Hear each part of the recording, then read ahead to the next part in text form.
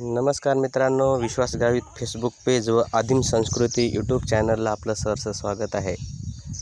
आत्ता पावसाळ्याचे दिवस चालू झालेले आहेत आणि पावसाळ्याच्या दिवसापूर्वी बऱ्याच अशा रानभाज्या आपल्याला जंगलामध्ये आढळून येत असतात। तर बरेच दिवस झाले आपण असे व्हिडिओ बनवत आहोत, परंतु अजूनपर्यंत बऱ्याच लोकांना रानभाज्या ओळखता येत नाहीत आणि त्याचे नावसुद्धा सांगता येत नाही। तर हे बघा, हा एक प्रकार आहे रानभाजीचा। तर मी ते डिस्क्रिप्शनमध्ये दिलं आहे आणि त्याचं नाव तुम्ही डिस्क्रिप्शनमध्ये वाचायचं आहे। पण व्हिडिओ पाहता पाहता जर आपल्याला याचं नाव सांगता आलं तर तुम्ही नक्कीच कमेंट करून याचं नाव सांगायचं आहे। तर अशा प्रकारे हा जो रानभाजीचा प्रकार आहे, अशा प्रकारे याचे हे सुरुवात असते, वाढ होत असते आणि जसे आपण दहीगडी खातो तशा पद्धतीने हे सुद्धा लोक याची भाजी करून खातात।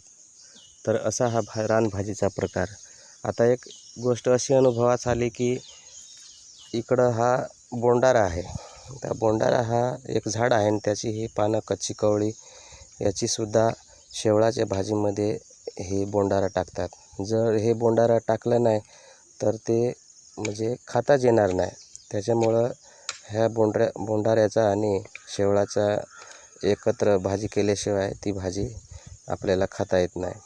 बोंडारा दाखवायचा पुन्हा पुन्हा असा प्रयत्न करतो कारण बरेच व्हिडिओमध्ये मी बोंडाऱ्याचा उल्लेख करतो।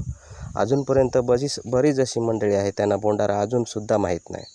मग सांगा बरं, आपला जो आदिवासी समाज आहे तो आता म्हणजे कोणत्या दिशेने चालला याच्यावर आपल्याला अंदाज येतो। तर एखाद्याला जर हा व्हिडिओ आवडला तर नक्की शेअर करा, जेणेकरून असा एखाद्याला अडचण येणार नाही किंवा बोंडारासुद्धा ओळखता येत नाही तर ते कसले आदिवासी असं पण सांगता येईल।